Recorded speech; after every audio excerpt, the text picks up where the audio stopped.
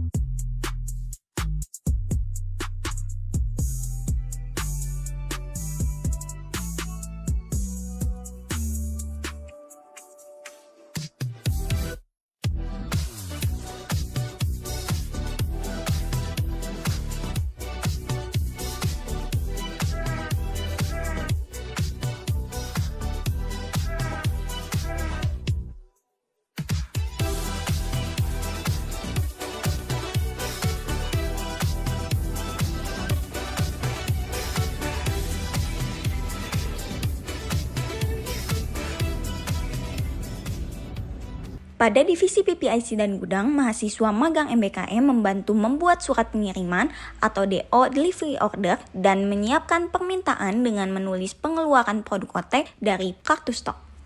Kemudian kami juga membantu menulis buku log permintaan dari produksi, buku log serah terima dari gudang ke produksi, buku log penerimaan sisa produksi, dan buku log penerimaan reject. Pada divisi Quality Assurance, aku diberi tugas untuk membuat dokumen surat rekomendasi pemusnahan dan dokumen form pemusnahan produk dengan memasukkan data yang tertera pada form permintaan pemusnahan barang reject dari gudang ke QA. Dan tidak lupa mendokumentasikan saat proses pemusnahan berlangsung. Pada divisi produksi, kami mahasiswa MBKM diperlihatkan proses filling kapsul. Ini merupakan proses filling kapsul semi-otomatis.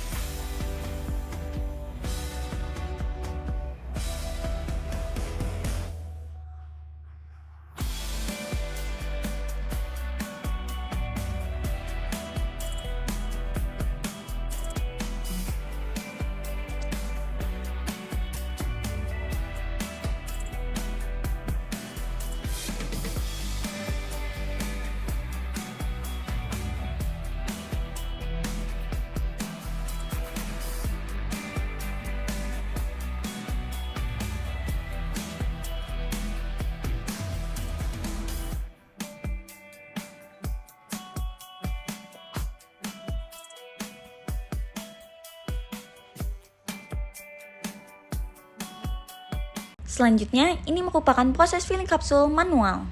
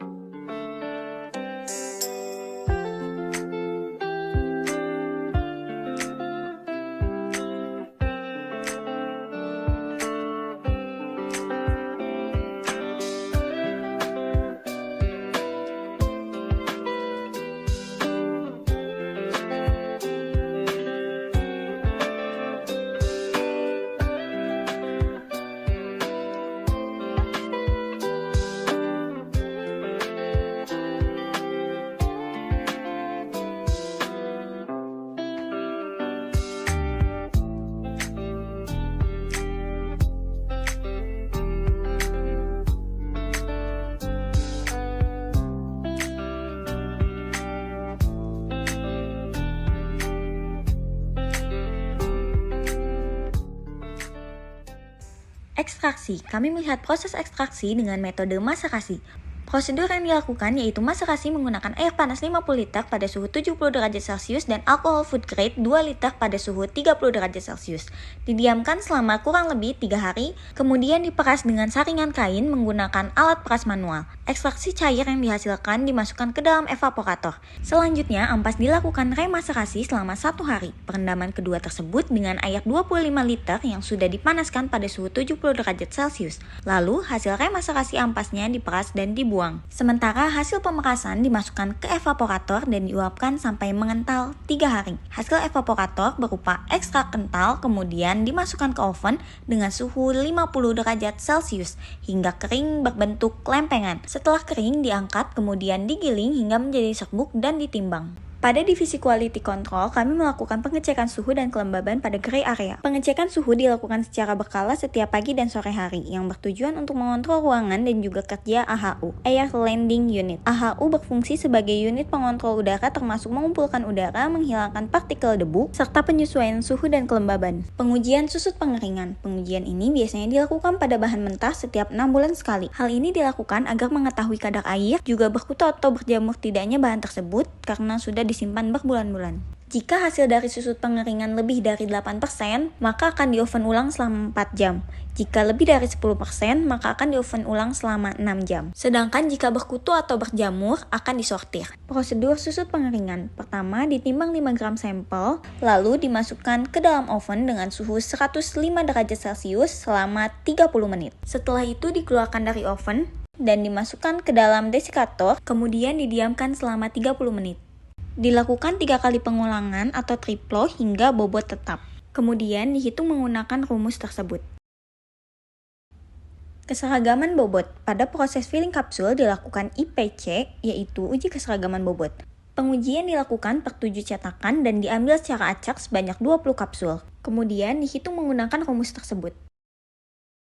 Pengecekan blister. Pengecekan yang dilakukan yaitu 1. Memastikan kapsul bagus. 2. Memastikan aluminium foil tutup blister tidak ada yang bolong. 3.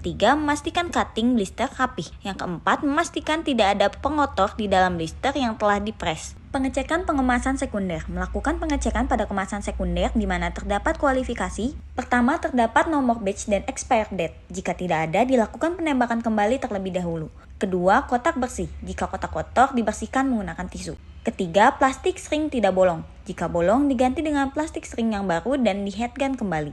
Keempat, tidak ada rambut atau benda yang terpres di dalam plastik string. Jika ada, diganti dengan plastik string yang baru dan di headgun kembali. Kelima, dipastikan kembali terdapat logo halal pada kotak. Ini merupakan proses yang dilakukan saat ada plastik string bolong, diganti dengan plastik string yang baru kemudian di headgun kembali. Sekian cerita perjalanan aku selama magang di sini. Semoga semakin banyak mahasiswa yang tertarik mengikuti program Merdeka Belajar Kampus Merdeka. Terima kasih.